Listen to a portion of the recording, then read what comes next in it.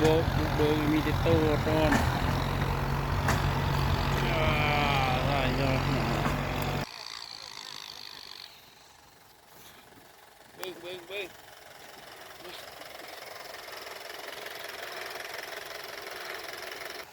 จะขึ้นได้หรือบ่เนาะโอ้ขึ้นได้หรือบ่เนาะ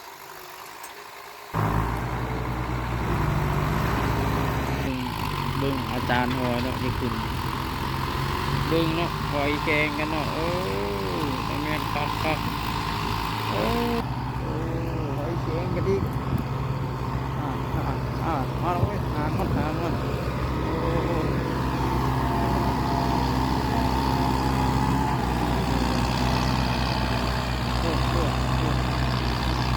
มาแล้วโอ้บ่ได้ยินเลยหูอึ้งเลยเฮ้ย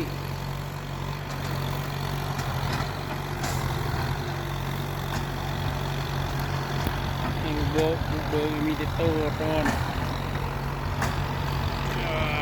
ได้ยอดหนา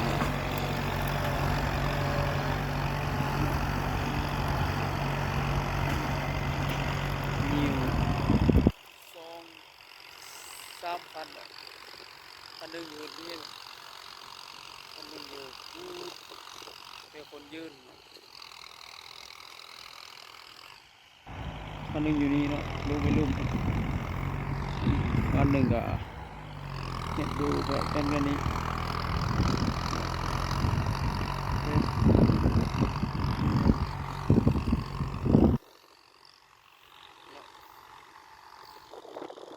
ขึ้นมา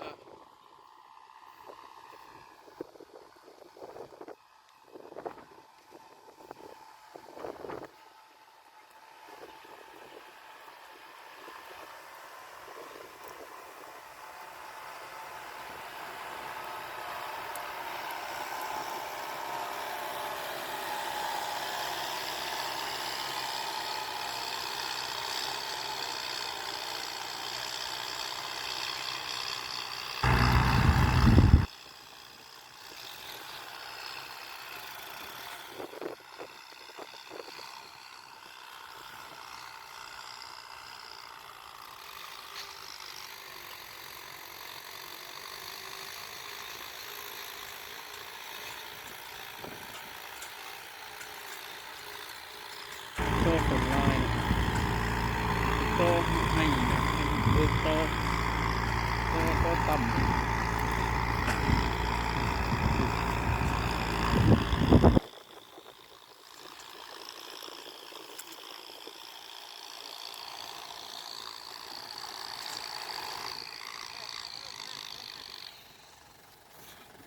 เบิง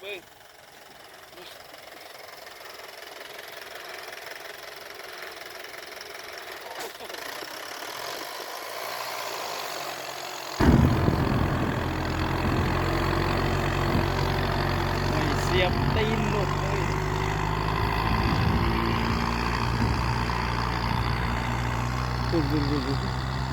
อีกพันหนึ่ง2,400กั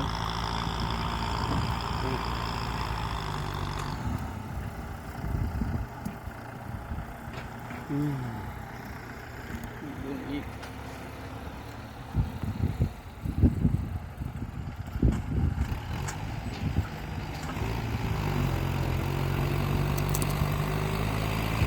โอ้เดี๋ยว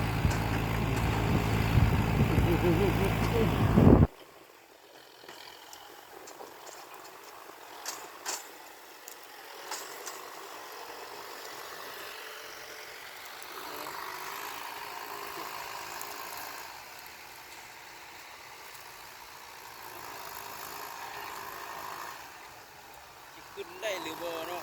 โอ้ขึ้นได้หรือบ่เนาะ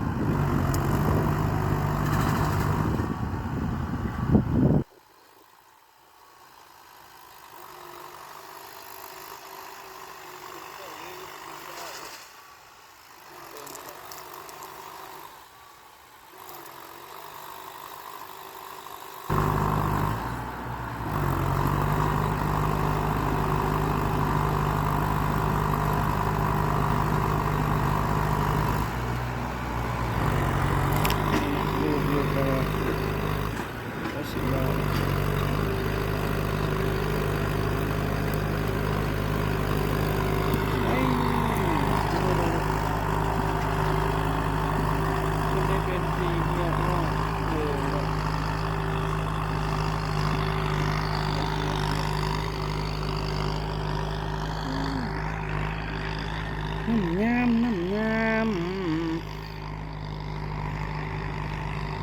เดินทางมาไกลเกินประมาณ3-4 กิโลจากลูกบ้านมาทั่วกันบ่ไม่6-7 ตี7 กิโล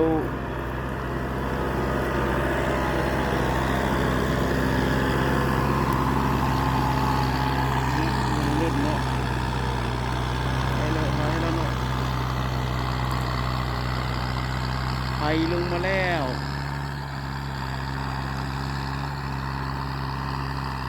บึกตัวอ่อนเนาะบึกตัวอ่อนแล้วตัวอ่อนแล้วก็ให้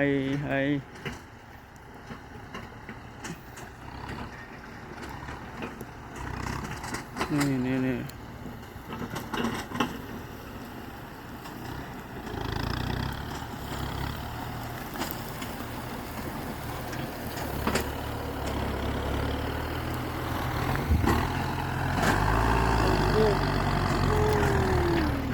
ยอะ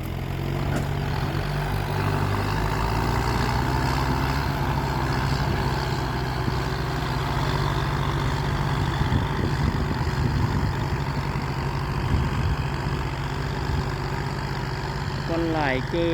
น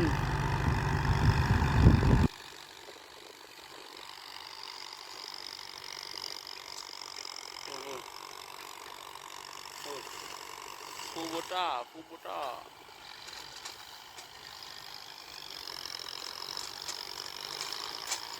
โอ้ยันก่อนกินเยอะก็คือน้ำแข็ง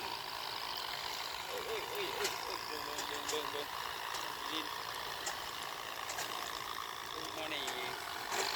ตอนน้ำแข็งนี่ไปเป็นเลยนะต้องลีกจากก้อนหินก่อนเนาะ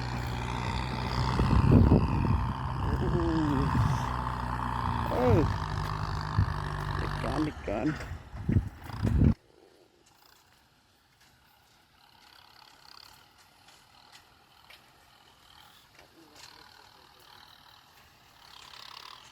2,00095บนเนาะ9540บนเนาะ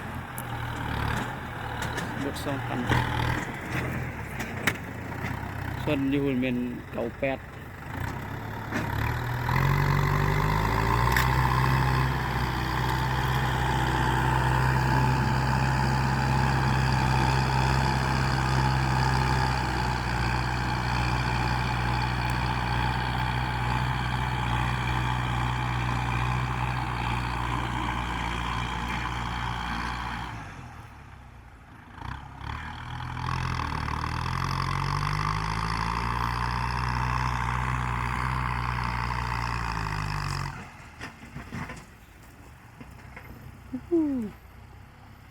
ร้อนจัด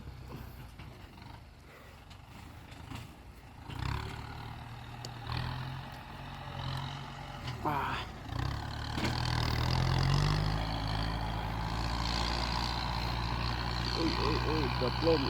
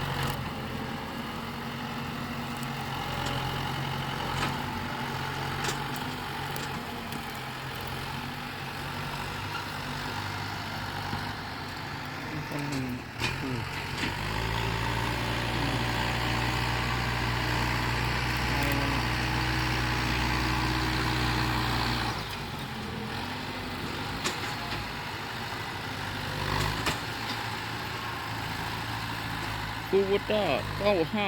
2,000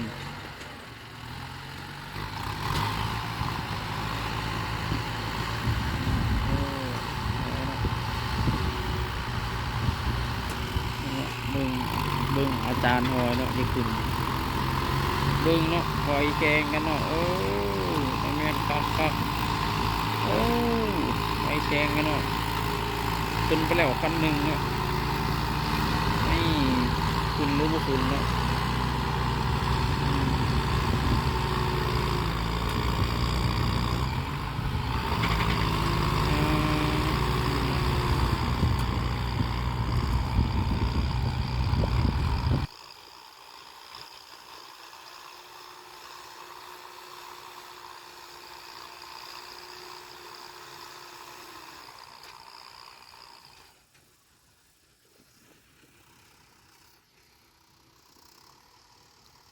ลงไปเลยเนาะลงไปนี่ลงไปเลยเนาะนี่มันหอยบุกขึ้นกันรุดลงไปอีกสเต็ปเนาะสเต็ปของเขานี่สเต็ปของอาจารย์นี่เบิ่งดุดลงไปแล้วก็จะดุดลงไปเลยลงไปแล้วห้อยขึ้นมาไปมาจะขึ้นได้เนาะขึ้นได้นี่จำเลยจำตีนเลยนี่สันบุสันก็ลงไปเนาะ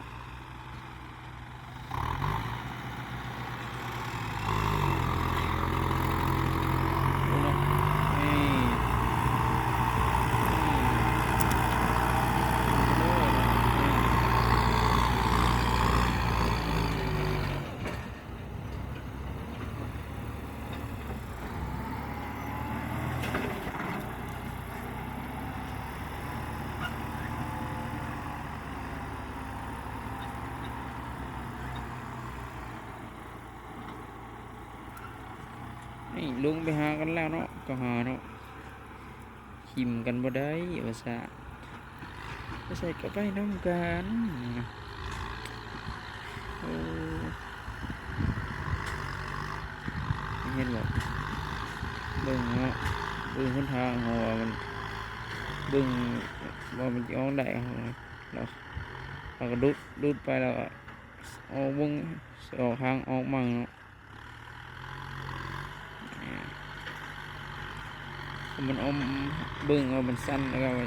ซอเอาได้นี่อย่าคุ้มขึ้นจนได้เขาดีเบิ่งว่าขึ้นอันนี้มันเป็นตาแบบขึ้นได้เนาะเป็นตาลงไปนี้เขาลงสิอันได้ลงไปเลยนี่ค่อยแข่งกันอีกโอ้นี่เสียงกันดีมาแล้วเว้ยหางมัน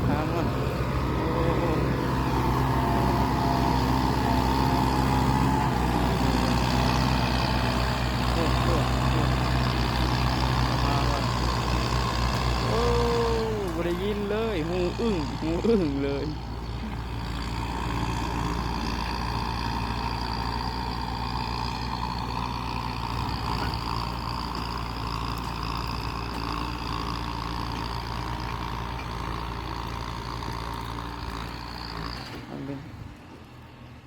เดินมาที่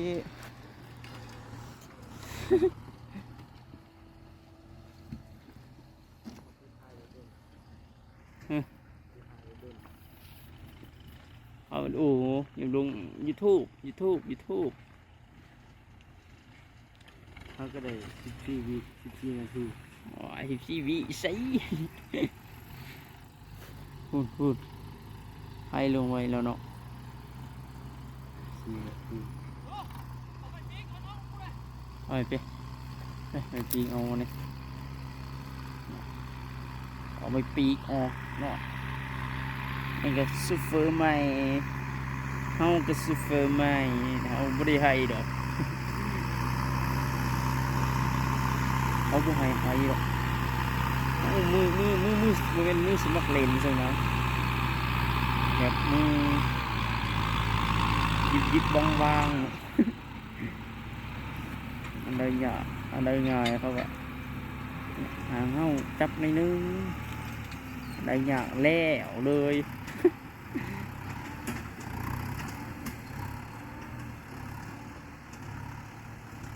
โอ้มีแต่ควันโอ้ กินควันเลยนี่นั่นถ่ายจากบาทลงน้ำมันนะเอาไปลงติ๊กต็อกว่าจะ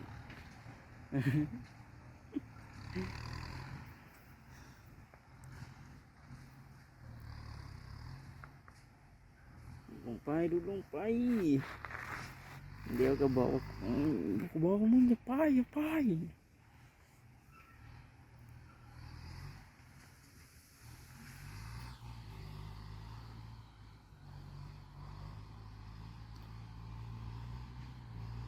คอยขึ้นมาแล้วเนาะ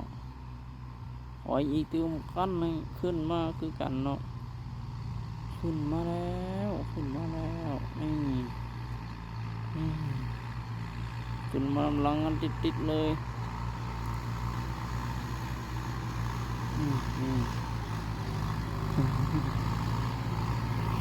ไป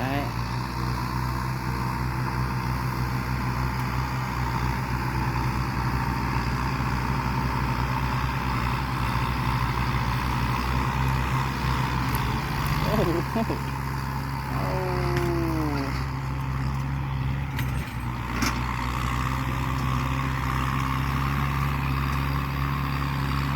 ว้าวว้าวว้าว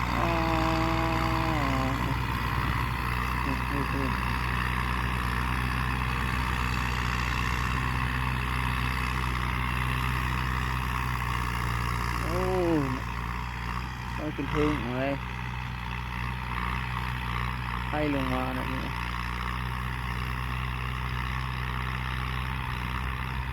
โอ้เป็นตัวกระเจี๊ยบไปเลยเนาะตุบไปเนาะโอ้สุดยอดสุดยอดนะ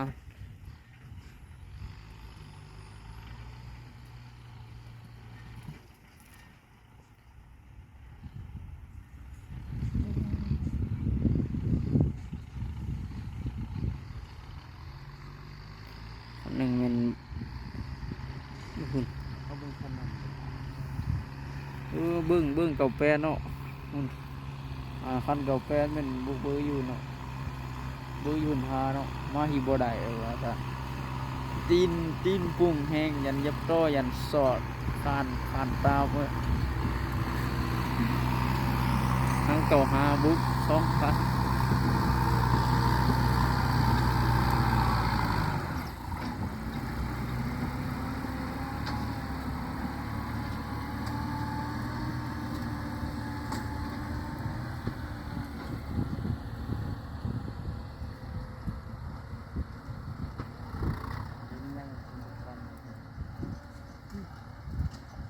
บ่อืม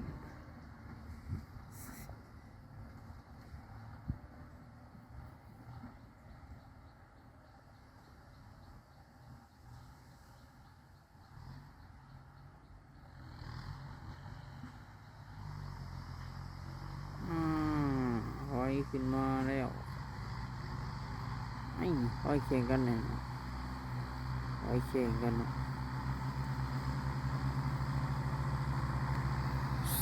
ซูฟือเก่าก็ว่าเนาะเก่าเนาะ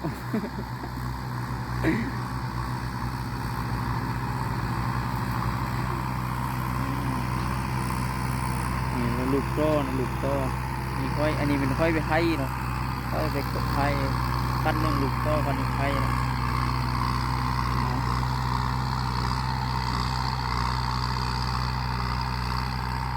พูดแล้วเอามาให้นะเพื่อนมาเบิ้งเนาะ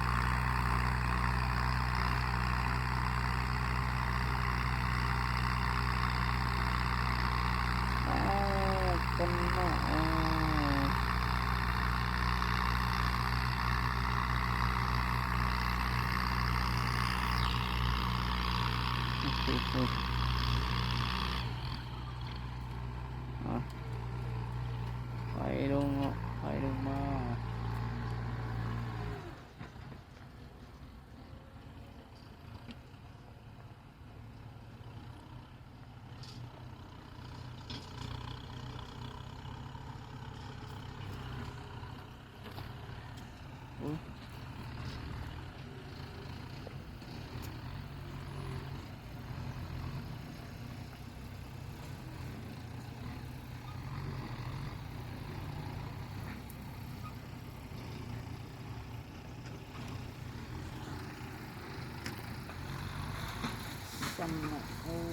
สั้น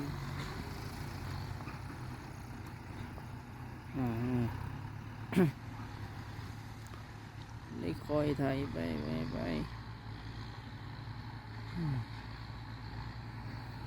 สองคนเฮียงกันไปแล้วเนาะ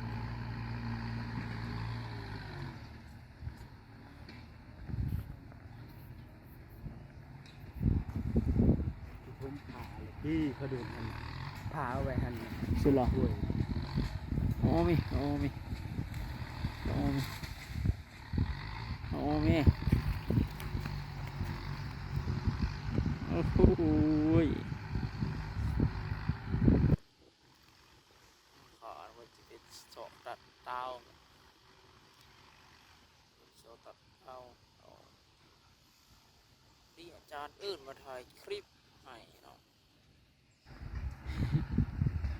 อื่นมาถ่ายคลิป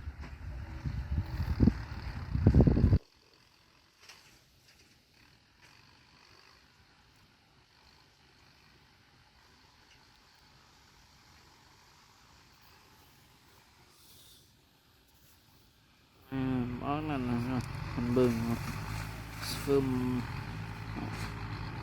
เบิ่งดูก็อิ่มไม่สองคนไม่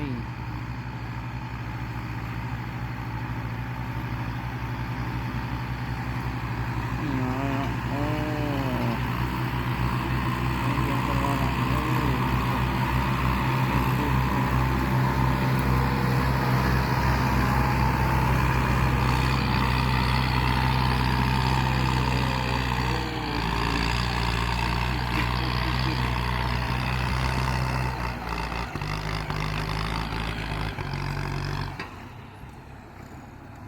รุดเนาะเบิก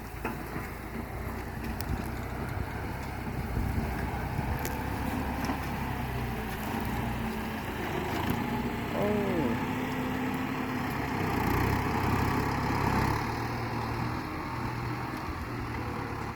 มีแต่ควันเยอะ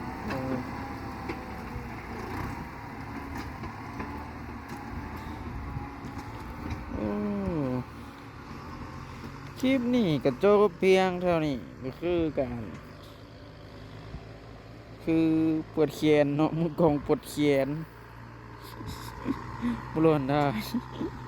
ก็เลยจบคลิปให้เบิ่งแล้วเนาะไว้ผมกันเกาทั้งสองเนาะสูสีเลยเบิ่ง